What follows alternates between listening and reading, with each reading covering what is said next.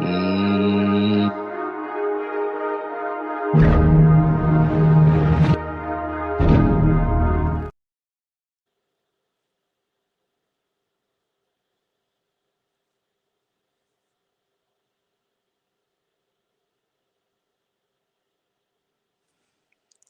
All right, K Style, we live. Your mic is muted, Yeah. but Hey, I just realized that my thing is lagging right now. So, what's going on, people? What is going on, people? Heavy Hitters Live. It is Wednesday, and I actually woke up on time this time. Dawn. But for real though, man, 6-man K Styles here. You got the Senator, Mad Mike Sports right above me. Yo. And as you know, we got the Don on the top corner on the left side. what it do? And we got a special guest with us this evening, AJ Black. The phenomenal one. The phenomenal AJ. I was thinking about something else. I was about to say AJ Mentor, but we're going to leave that one alone. Was that AJ Styles reference? Yes. Yes. We wrestling fans over here, man. We do wrestling. We do wrestling conversations too. So the phenomenal AJ Black. Whoa. I gotta ask him this. All right. It's probably ask you. So are you okay? So you being from the Boston area. I mean, you probably get this question 1,000 times. But are you really a John Cena fan? Everybody from everybody from that area John Cena fans? I just want to know. So can I tell you a quick story? So he's from West Newbury, Massachusetts, and he went to the elementary school that my mom taught, and my mom was his brother's 3rd grade teacher. So wow. Yeah, all world. Okay. I'm glad I asked that. Yep. Wow. Yep. Wow. I look. Hey, I wouldn't even think that. But like you said, man, we wrestling fans over here too now. So don't get it twisted. We talk football, but we talk wrestling too. I love my wrestling. All right, man. So fellas. So looking like we doing good this evening. Hey, man. AJ, just go ahead and introduce yourself to the people, man, because like I said, they want to know about you. Sure. So I'm AJ Black. I'm the host of Locked On Boston College, the only daily Boston College podcast out there where obviously Boston College is not the biggest school, but I went to BC. I actually was there the same time as Matt Ryan, and I was his resident assistant in his same building. He was about 2 floors below me. And BC has been like my thing since I've grown up. I grew up a fan. I used to go with my dad to games, went to BC, met my wife there, got married there, worked there for a while. Like Boston, like up here, it's all the 4 sports. Like, it's the Patriots, the Red Sox, it's the Celtics and Bruins. But I treat BC like it's a big deal for all the BC fans out there, because it is a big deal to me, and I will make it a big deal if it kills me. So I've been covering it for about 10 years now. I do my podcast. I also cover it for 247. If anyone out there likes college football news, that's like one of the big sites out there. And it's just been my thing. So you said you went to BC games when you were younger. Mm-hmm. So when you was younger, did you get to see Matt Ryan play? Yeah, I was saying he was my resident. I had season tickets the years. The worst game I've ever been to in my life was the year Matt Ryan got pulled off the bench. He was a backup to this other guy, Quentin Porter, who wasn't all that good. And BC was on the verge of their first and would have been their only ever BCS bowl. And he stunk the joint up. He threw like 4 interceptions. Syracuse, who was like 3-7 at that time, blew BC out, and that was the end of it for them. That was the worst game. I've seen a lot of great Matt Ryan games, but that was my first experience of Matt Ryan. Okay. Okay. Nice. Yep. Doc, you got any more? You got any other questions before we go ahead? Let you go ahead and lead the charge on what we got. That's about it right there.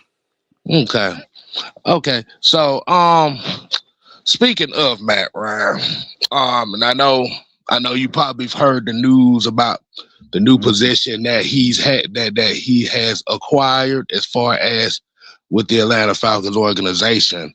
As a guy that kind of grew up around Matt Ryan, how did you feel about him taking on the challenge of being an executive, man?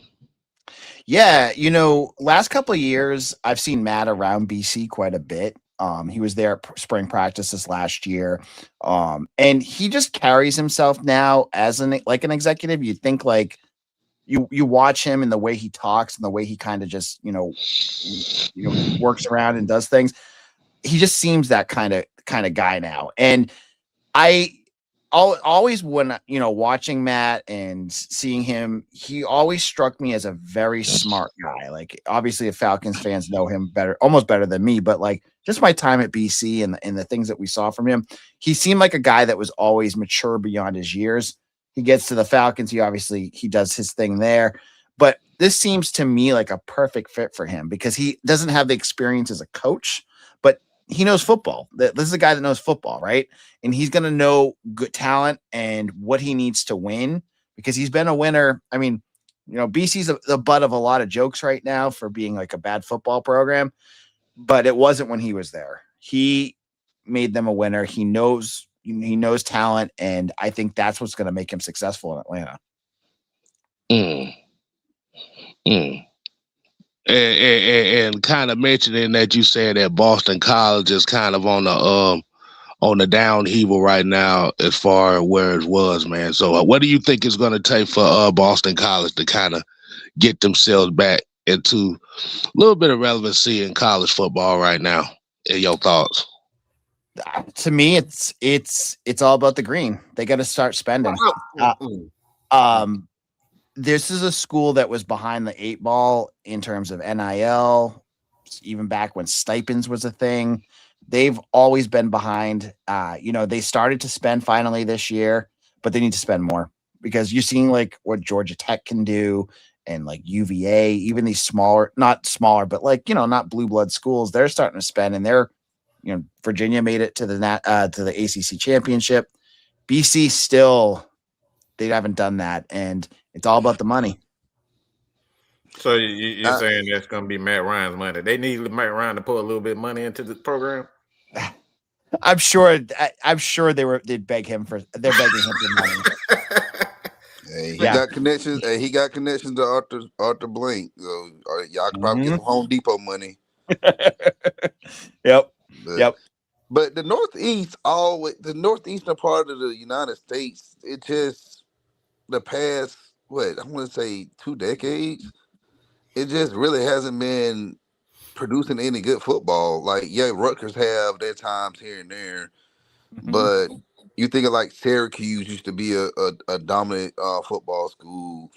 Yep. BC used to be a good, even before Matt Ryan, because y'all had the Hasselbeck brothers there. Yep. So like,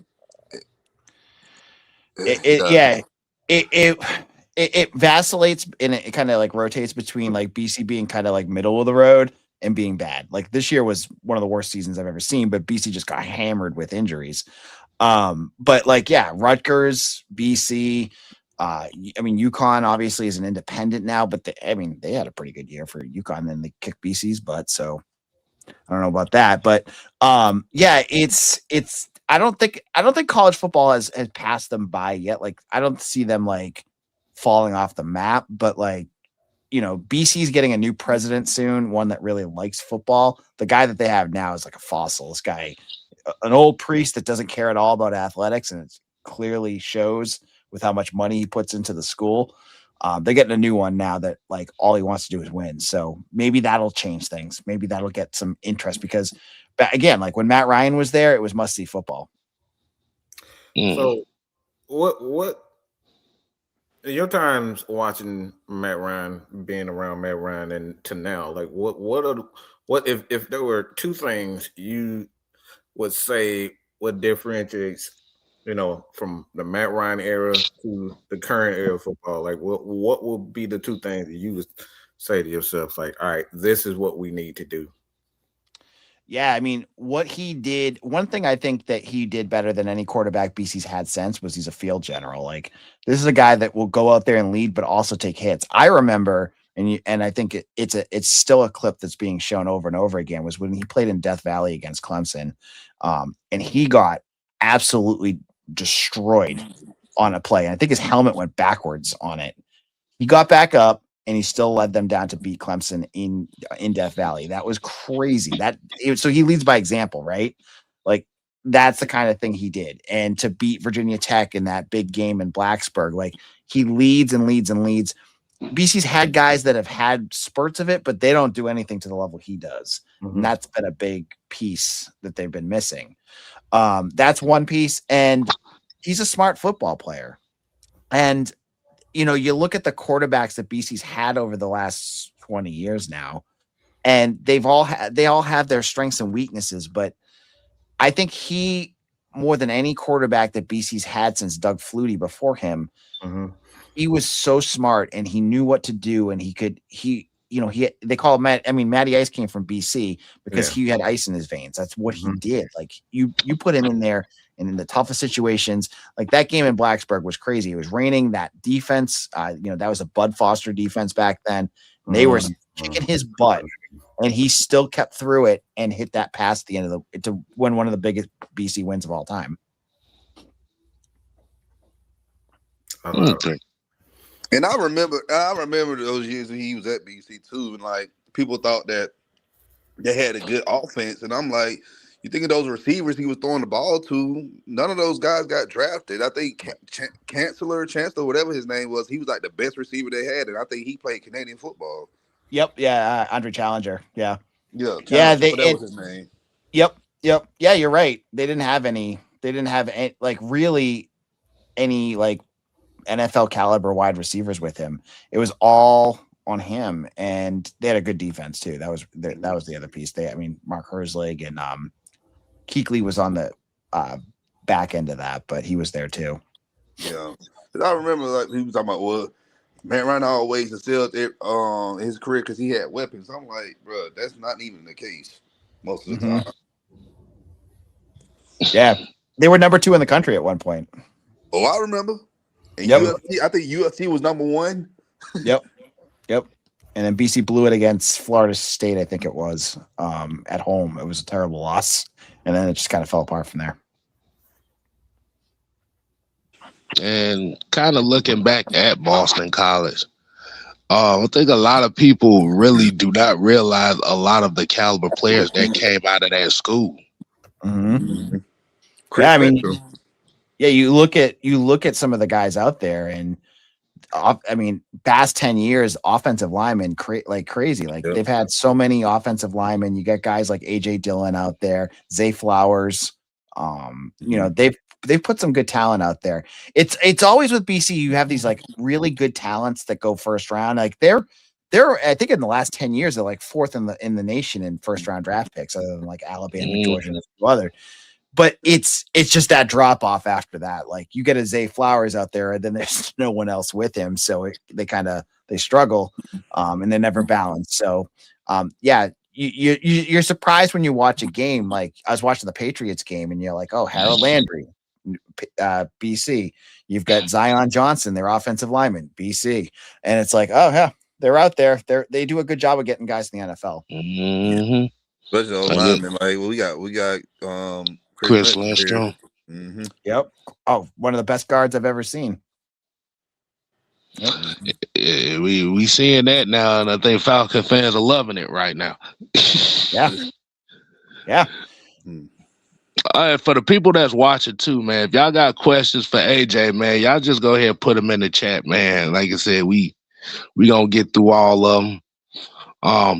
So like I said, I'm sitting here just looking at these names like Chris Sneed, Ron Stone, Matthias Kiwanuka. Kiwi. Damian Woody. Yep. You got Jeremy Trueblood, Dan Copen, BJ Raji. Willie Green, BJ Raji. BJ Raji is the reason why BC didn't win the ACC in 2007. Academically ineligible that year. And they needed him bad that year, just on defense. He would, I mean, obviously I think he was a first round draft pick by the Packers. And they could have really used him. Yeah, because I remember at that time when he was there, like you said, he was considered one of, like you said, one of the best ends in the country at that time. Yep. One of my favorite plays in BC history was BJ Raji playing against Notre Dame back when BC could beat Notre Dame. He took the, I think it was the center, pushed him so far back that he tackled the center and quarterback at the same time. Just 4 yards back, just pushed him, tackled both of them. It was one of the craziest plays. I can't even find the clip anymore, but it's one of my favorite things I've ever seen. Did Matty Ice play basketball at BC? Nope, he did not. His wife played women's basketball there, though. Yeah, Sarah. Yeah, I can tell she played basketball. Yep, she played basketball at BC. But that she got a competitive spirit. Well, I forgot about Willie Green. Oh, Willie Green. Yeah, I'm just looking at the name. I was like, it just surprised. I surprised, not in a bad way, but like I said, it's just when you kind of look back at football and you start looking back at some of these players and you start remembering, it's like, I remember a lot of these guys. But yeah. I was about to say Matt Ryan probably didn't play basketball because at that point in time, you have to remember them knees was damn near shot already. And BC basketball back then, 20-0 in one of those years that Matt was there. They were really, really good. That was Jared Dudley and Craig Smith, and they had a couple other guys. That was when Al Skinner was the head coach, and Al was the best. But yeah, BC basketball is something I don't like talking about it anymore. They are bad. They are so bad. Lord. Yep. What about to say, Mike? Everybody say something. I was just thinking, what happened? Like, I don't know. I think it did the rules change, and a lot of the money that's going into college football, it kind of forced schools. I'll say not so much school, but a lot of the talent from, kind of deterred them from going to different type of schools like BC and whatnot. Because like now, for whatever reason, Georgia is getting a lot of talent, and that didn't happen in Georgia. Like it was hard for Georgia, and I mean the Georgia Bulldogs to even get basketball talent, and now Georgia's getting it talent. So a lot of that it has changed a lot, man. It's the same thing. Same thing with Michigan. Like we're good at every damn sport, like even gymnastics and stuff. I'm like, wow. But and I think AJ kind of mentioned it earlier, but so it was a question that I was going to ask, and I know people kind of want to know about, like with how the NILs are being implemented right now. Do you think that is hurt college athletics, or do you think it's hurt it? Say that again. I'm sorry, I was reading that question. No. There's another question.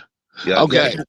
What was the biggest BC road win at Miami, Virginia Tech, or Notre Dame? I would go with I'm guessing the Miami game you're asking about is the Flutie game. I would go. I would buy on that one. I think that was the biggest win because that was program changing. I would rent or take in the middle the Notre Dame game and then sell on Virginia Tech. Those are my in order. Notre Dame. I think the Notre Dame game he's talking about is 92 when they were undefeated and BC beat them and from a field goal to end the game. Knocked him out of the the national championship game. Oh wow. Okay. David Gordon. I can't remember what I'm supposed to be doing for my kids every day, but I remember so much useless BC crap. Oh Lord.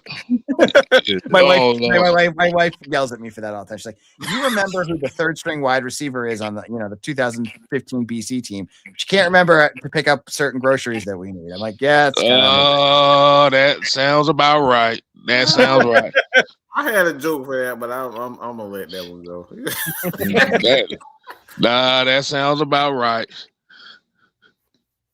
Yeah, like BP here Sounds like said a the big best. man. That sounds like Vince McMahon to say.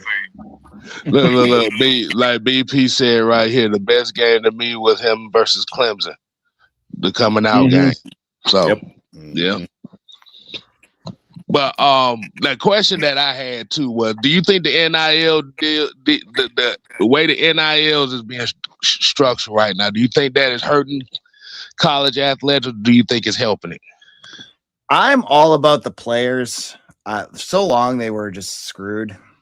So I'm all about it. I wish there were some parameters on it. Like the transfer portal stuff is nuts. As someone who's covered it, I mean, BC lost 31 players to the portal this year, and are taking in 32, I think. Like it's crazy. Like how it like we lost Jeff Halfley, who he might be a Falcons Yeah, coach. We've been talking about him. Yeah, we sure have been talking about. Yeah, this. he quit BC because he was just done with NIL and recruiting in the transfer portal. He just felt like he couldn't develop a team because they were just constantly changing.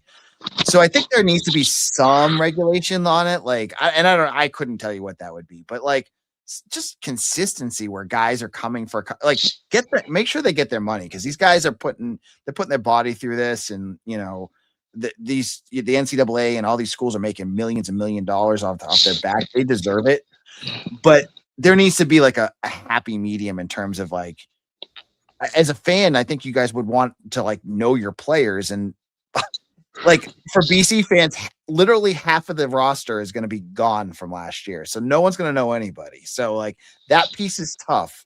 I think the NCAA dug themselves into this hole. This is their fault.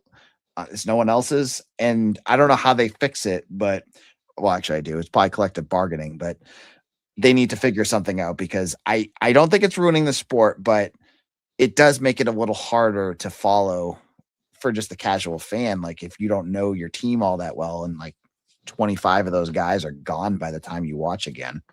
Yeah. It's that, and just the NIL transfer portal and like the 12 playoff.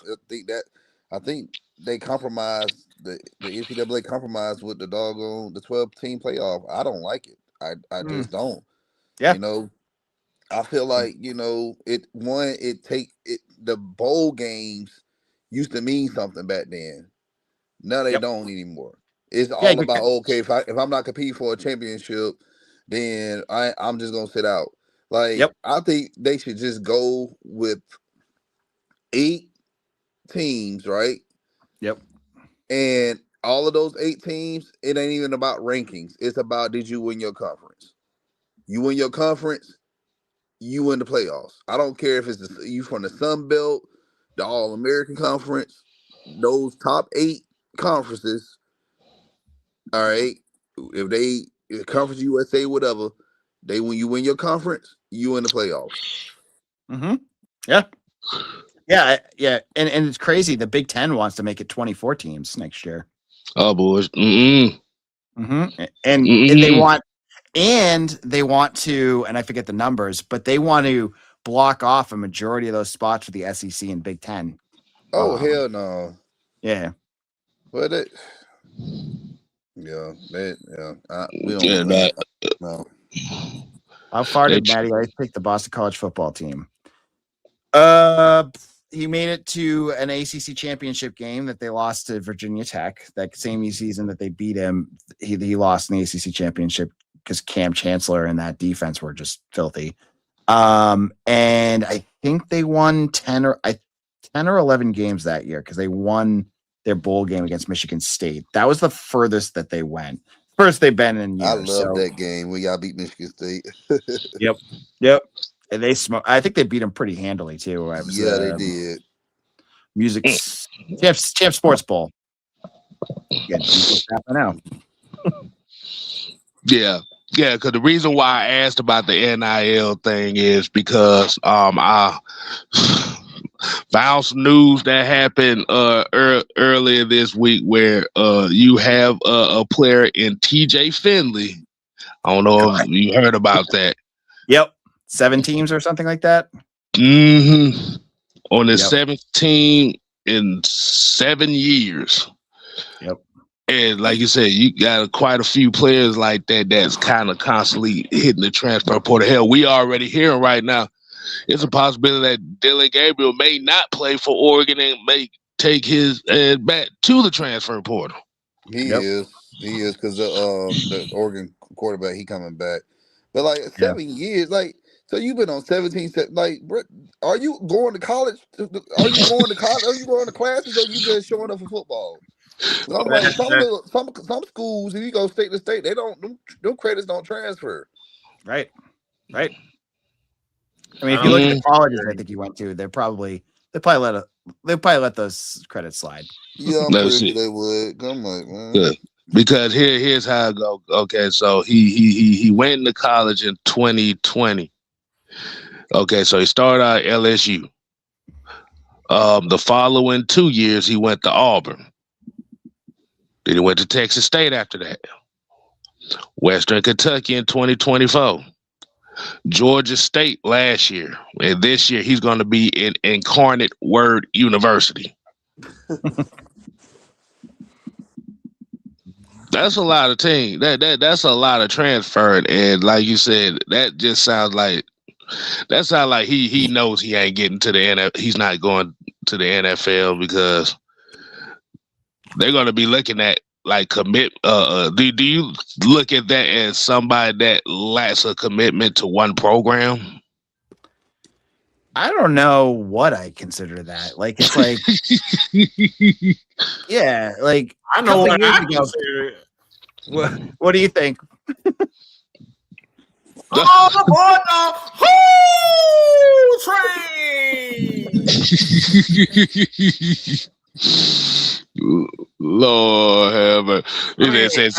Say he chasing the money. That's what you're saying. I'm like, I don't blame him because this is something like I don't think people understand. For nearly 100 years, a lot of these college elite guys have they've made billions of dollars off of athletes, and these guys have not made nearly enough money. And I'm talking about dang, like I could take this something somewhere else. I'm not going to take it, but they made a lot of money off these kids, and they've got nothing in return. A lot of these guys are homeless. They, struggling, and they're just to make their ends meet. You know what I'm saying? It's just regular life. So, like me, I don't blame them.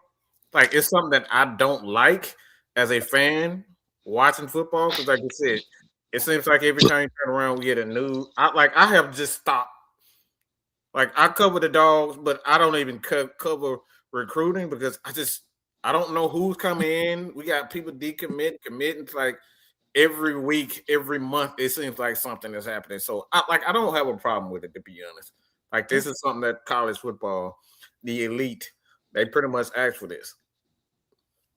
Yeah, I agree with you. Like, I mean, I can't hate on that. Like, I mean, I would rather have just stayed in college for 7 years than get a real job.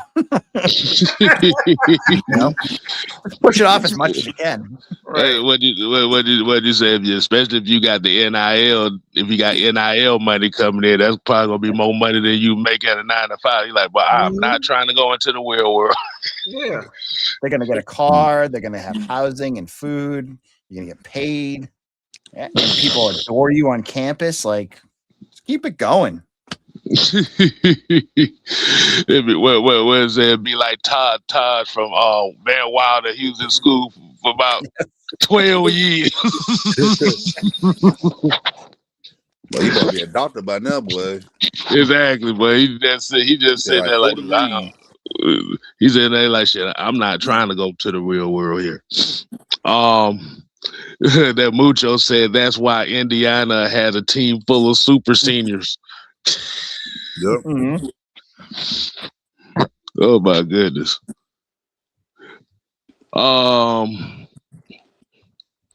Cause I remember,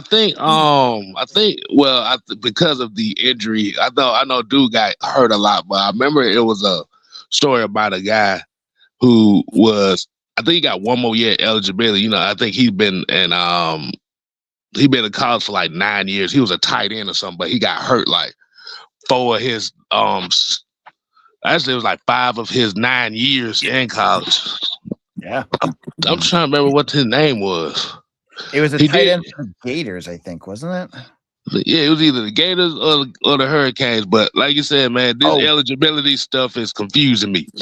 Yep. That man needs to be on disability. He don't need to be playing football.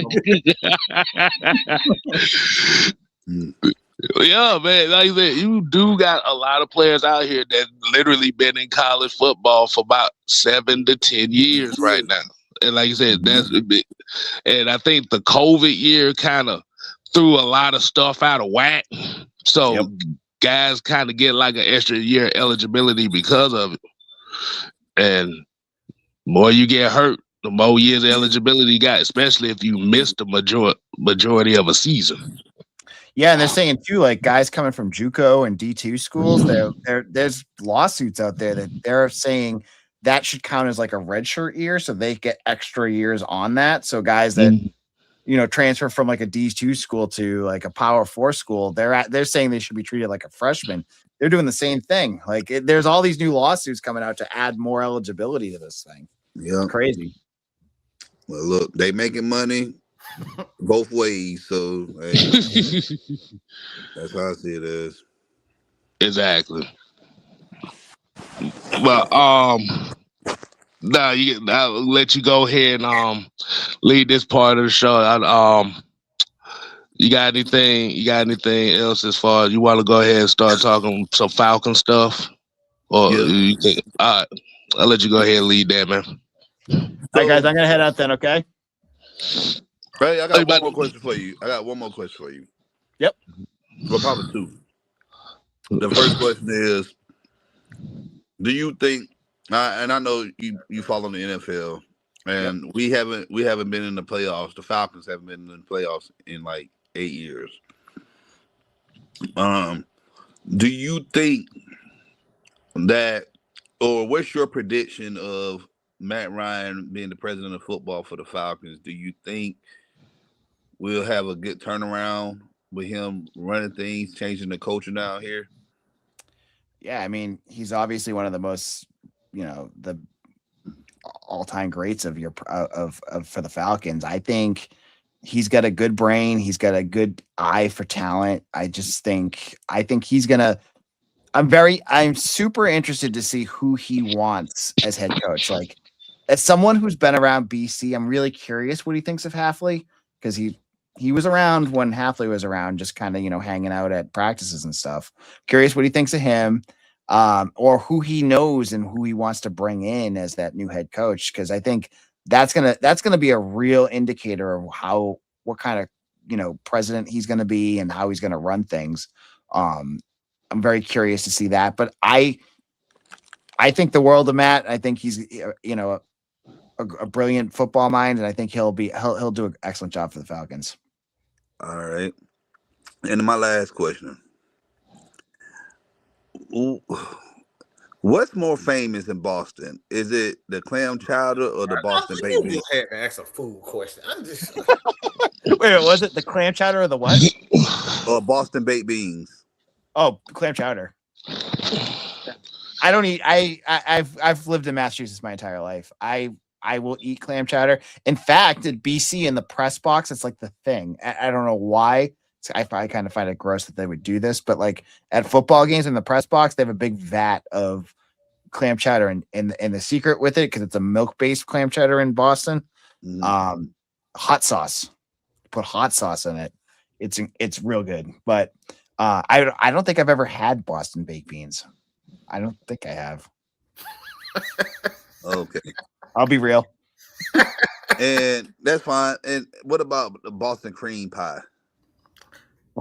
It's not a damn grocery.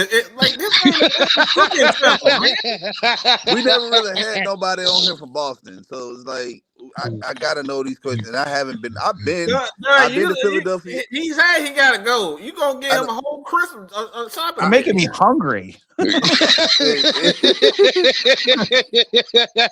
I ain't never been. Boston's one of his I gotta go to. So I just want to know, like, when I go up there, what's the famous things to eat? I know y'all known for seafood. I've grown up on the shore. Lobster rolls, Boston lobster rolls. That's what you go for. That right, like with a buttery toasted roll, and like lobster kind of like soaked in mayo and a little bit of lettuce. That's what you go for if you can eat seafood. That's like the thing up here. Okay. It costs you like $30 too, but look, everything up there high. Yeah. Yep. So. Man, we appreciate you. We appreciate you. Y'all got my ass hungry right now, boy. Ain't that something? I gotta go run down the corner and go get myself some food. Okay, man. Well, we appreciate you coming on. Let everybody know where they can find your work at. Yeah, I'm over at 247 on Eagle Insider. You can follow me on Twitter at AJBlack247, or if you want to hear me talk more, over on Locked On BC, I'm on YouTube too. So if you can check me out there. All right. Okay, nice. Okay, AJ, man, we appreciate. Thanks, guys. The phenomenal AJ Black. For y'all that don't know, we appreciate you, man. Welcome anytime, man. We be glad to have you back on, man. What you got back on? So okay. Let me say this real quick. Now we ain't got no more time for you and your food escapade. I ain't got nothing to say about no damn food. Shut the hell up.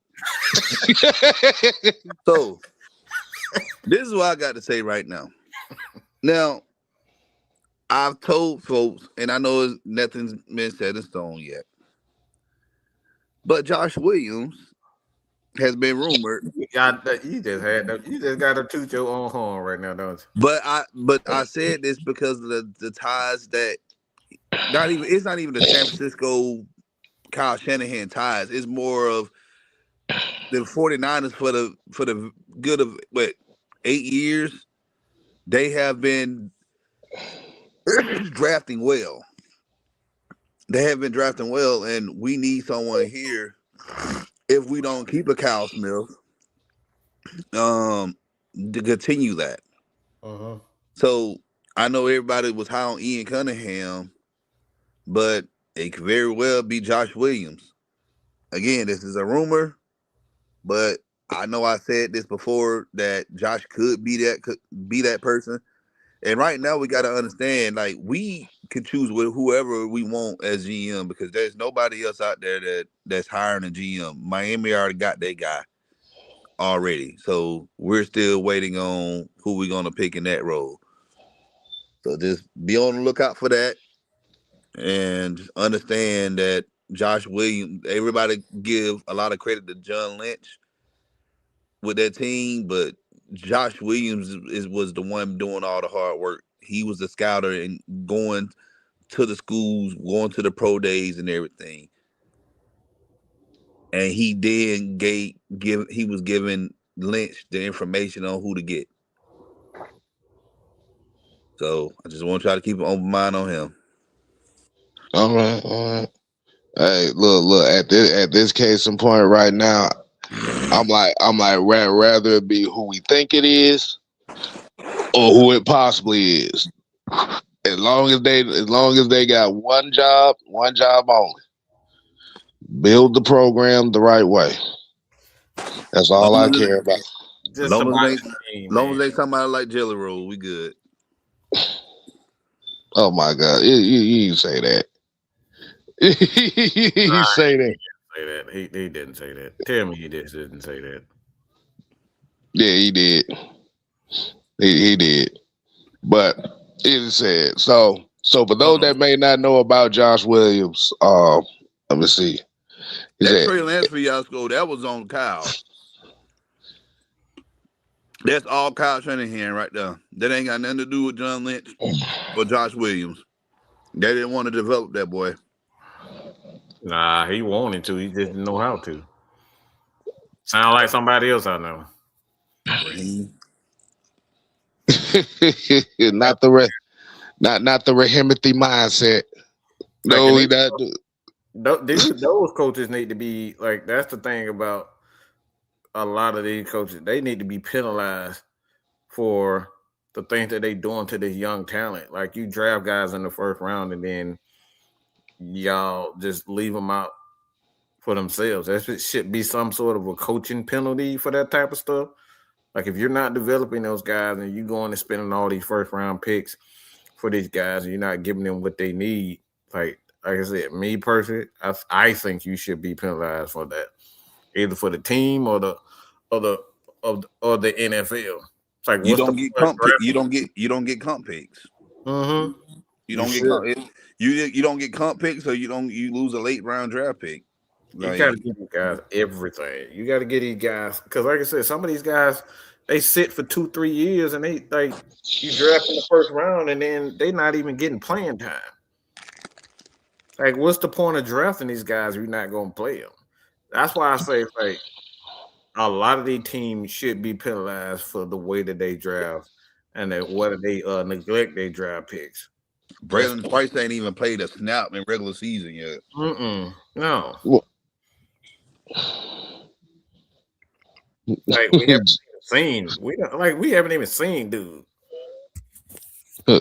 John talked about the night wouldn't be complete without a Michigan reference. Well, news came out today that we could potentially interview Jesse Minter. So if y'all don't know anything about Jesse Minter, he's the current defensive coordinator for the Los Angeles Chargers. Like I said the other day, like he learned up under well, his dad was a head coach a long time ago, I think at Kent State. And so he got the coaching pedigree. He took Rex Ryan's defense and kind of perfected it and made it modern. Um, Not saying Rex Ryan's defense was not great. Not saying that, but it was always been great. But he just put a modern spin onto it. What is a But modern spin? Like, I don't even know what the hell that means. What the hell does a modern spin on the defense it's mean? just different. It's just different disguises of how he send blitzes and stuff. That's all it is, man. But they Or created. it's They, different. they pretty much came up like I like that. That it really pisses me off when people say modern spin on the defense. There's no such thing as a modern spin. You just changing the personnel. Like, it's a change in personnel when you talk about modern spin. But it's still you still changing it. You still modifying something. It's already been done. The Falcons did it in 1977, where we have a bunch of safeties before. So it's not a modern spin. It's turning back the time.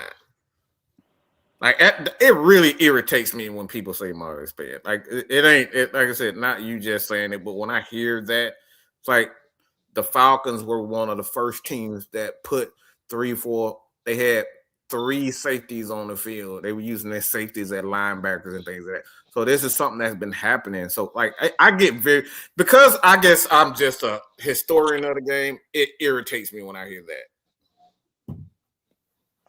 Like, all this stuff has been done. Even the spread with Sammy Ball back when he was playing.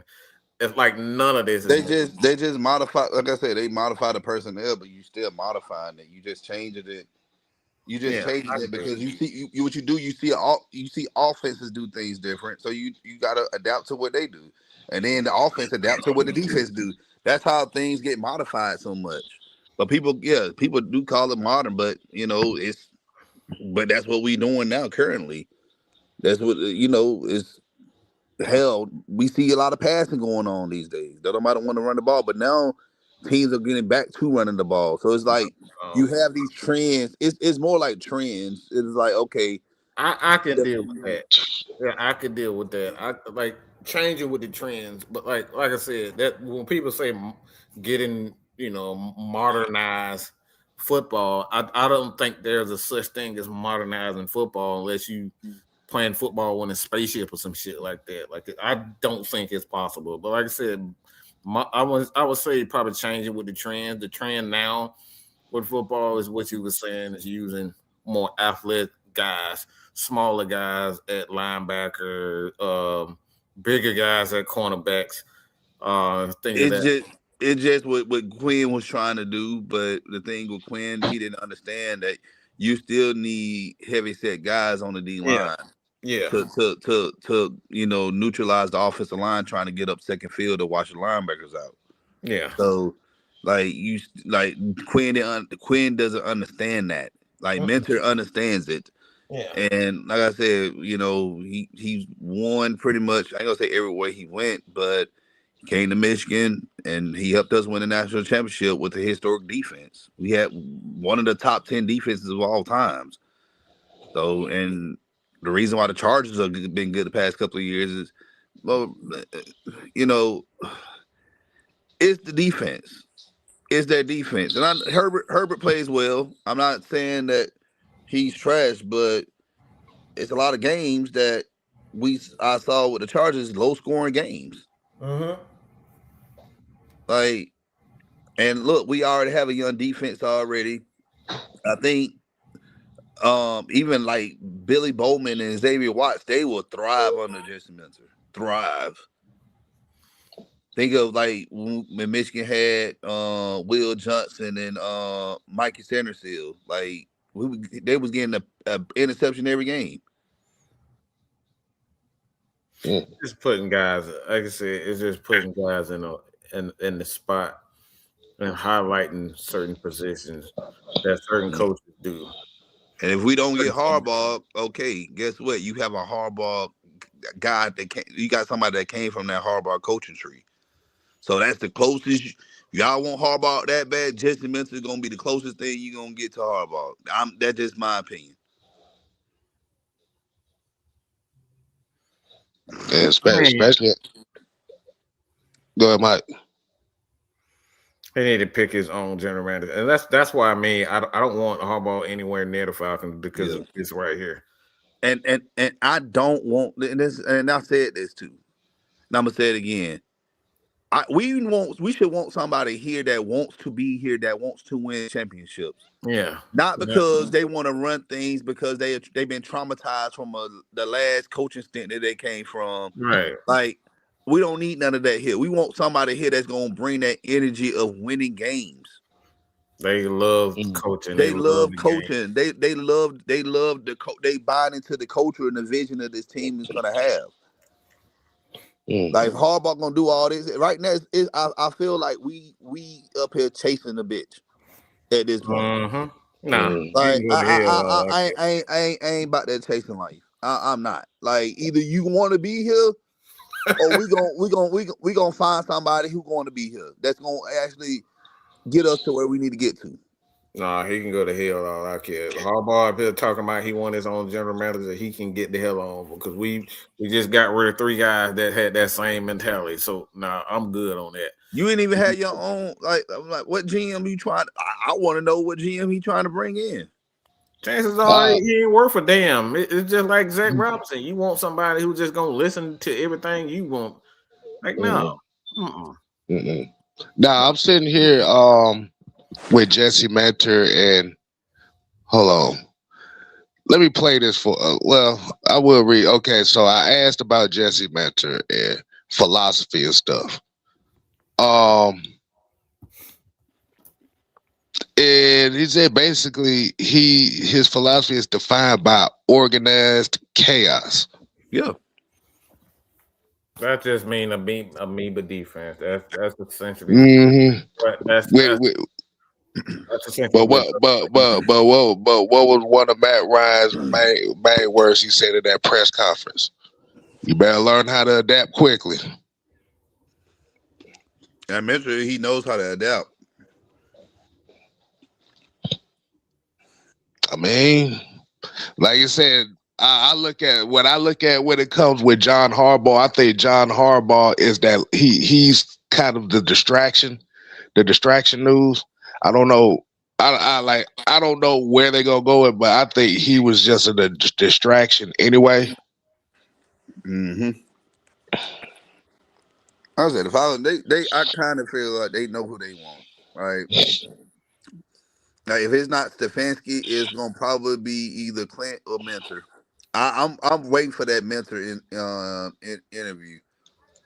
I'm waiting for that because that right there is gonna kind of tell me, okay, they gonna probably go with somebody that's probably not too young, but first time head coach. Another one. But like you said, you the main thing that they gonna be looking for is somebody that's helped build something. That's the Mm-hmm. main thing that I've been asking for. Is if you're gonna bring in a coach, he's got to be able to have built something or contributed to building something, not managing things. Build things. And just for Mentor's credit, like he coached college, all right, and he coached NFL. I thought, when they moved to the NFL, I'm like, it's gonna be kind of hard for him to kind of adjust because, again, like yes, he was he just won a national championship, but I'm like, we had a lot of dogs on that defense, but it goes to show you one, he can adapt from college to pros, and two, that talent in Michigan, he helped develop. The Mason Grahams and like the Johnson and Mikey Sanders and all those guys. Like Josiah Stewart's another one that played for the Rams. Like he developed a lot of those guys. So think about him coming to Atlanta, and you got a guy like Dorles, you got a guy like Zach Harrison, who I feel like haven't reached his full ceiling yet. Hell, I even throw Caillou in the damn mix. Um, like seriously, like I'm pretty sure Mentor can kind of What you build those say? guys up. He You talking know, about JD Bertrand. yeah. Ain't nobody develop him. How you gonna develop him? He ain't did that damn thing. But still, what I'm saying is coaching matters. We always say coaching matters, right? I'm just saying he could. He could.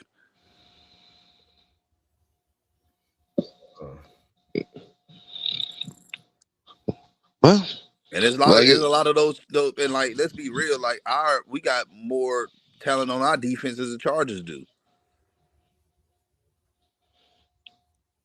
But I seen enough of Caillou. All right. I know nothing about it. I'm not capping for the dude. Trust me, I'm not finna sit up here going to rant like he's doggone Clark Phillips. I ain't finna do all that now. Like I'm just saying that like Mentor, he's a guy, he's a talent developer. Like that's something that they want. They want somebody that's gonna actually okay. If I'm going to draft this guy or trade for this guy or bring this guy in for free agency, and we spending money on this guy, I need you to put him in the best situations to succeed. That's all I give. That's all I care about.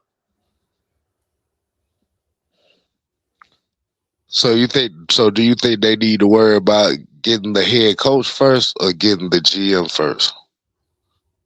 I honestly think head coach first because right now you got 9 teams and it's an arms race right now. Like you got certain teams and I'm pretty sure they doing a lot of dirty tactics and stuff. I'm pretty sure I don't know, like telling what's going on. You can be bribed and you can be bought. So, but they really need to go ahead and get the head coach first because there are 9 teams that need one. But ain't nobody really looking for a general manager but us. Like again, Miami, they already got their guy. So we can actually take our time and we can hire whoever we want to at that spot. It's all about fitting the vision. That's it.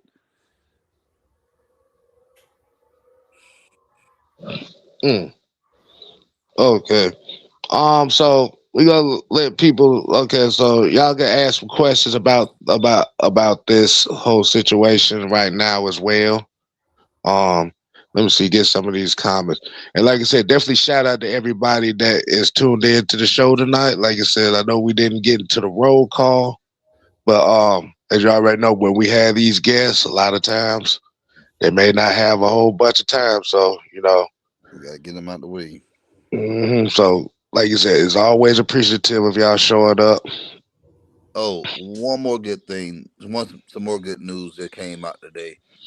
So I was all of a sudden minding my business today, and I found out that Little Debbie is coming out with oatmeal We cream got to pie go, ice bro. cream. We got to go. Hold on, Mike. They came out with Little Debbie oatmeal cream pie ice cream sandwiches. Oh my Sound like goodness! a fart fest, man.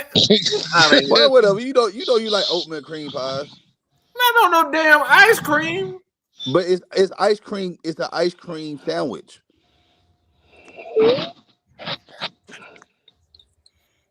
It's Lord, an oatmeal Out of cream your pie damn form of mind. ice cream sandwich. That's all it is.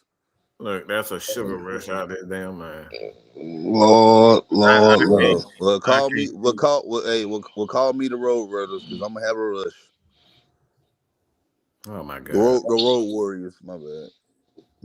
Howard done all losing weight, but he stay talking about food because he starve himself. He eat by 12 plates and then he don't eat for 5 days.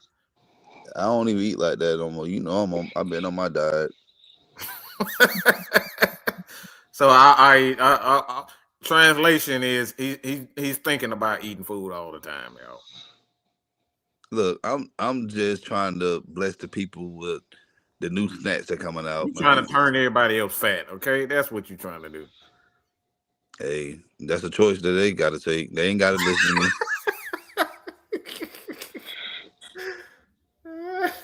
Everybody gonna be 500 pounds listening to. Lord. But Ski said his dog gonna be on 600 pounds soon instead of the heavy hitters. Really? Man, whatever. I ain't gonna be that big. Hell no. He got the appetizer for y'all. I'm telling you. Ski said, what are y'all predictions for the playoff games this week? I don't give a shit. I think Houston's gonna beat New England. I know this is gonna shock a lot of people. Houston's beat New England. I don't. I see it. D'Amico Ryans right now, man. That defense is actually they playing smart like football. I don't like D'Amico. I just want him to lose. I always like I don't like how he did Bobby Sloyd. They that was some sneaky shit he did. I want him to lose. It had a lot of Kyle Shanahan. He got a lot of Kyle Shanahan tendencies for me. I don't like him. I just don't. He look like a slime ball. He really look like a slime ball to me. But yeah, so and I got the Broncos beating the Bills. I hope Josh Allen wins, but man, playing up there Mile High is not easy. And as far as the NFC side go, I really don't care. He said, "Yo, give a damn." I don't care. Like I don't like the Bears. I don't like San Francisco. Can they both lose? I don't like the Rams, and yeah. Damn it, man. Oh well, like I said, we gonna get more into those playoff talks here later in the week. Mucho, shut up. Talk about ice cream pie, my brother. Lord, D Cover said, you said, have you had them Girl Scout Thin Mint Pop Tarts? Oh, I had them before. They alright. I didn't even know they had them out. I must have been lost in the loop there. But we got, like I said, I don't think we got anything else on the for the show. I think we pretty much kind of covered everything. So we about to go ahead and get up on out of here. Like I said, man, it is the Don, Mad Mike Sports, and 6 and K Live. And like I said, shout out to our brother Jew Talk Sports. He will be back on. He will be back on here soon once he gets his stuff straight. So, hey, till next time, people, we ain't here to play. No. We here to stay. Yeah, we had to hit cream pie. Leo already done gave you your idea. Don's Food Channel coming soon. I don't think that'd be a good idea. Right. I ain't finna be no reason with nobody gaining 800 pounds. Well, nobody told them the motherfucker put 800 pounds of food in their damn mouth in a week. So that ain't your, that wouldn't be your fault.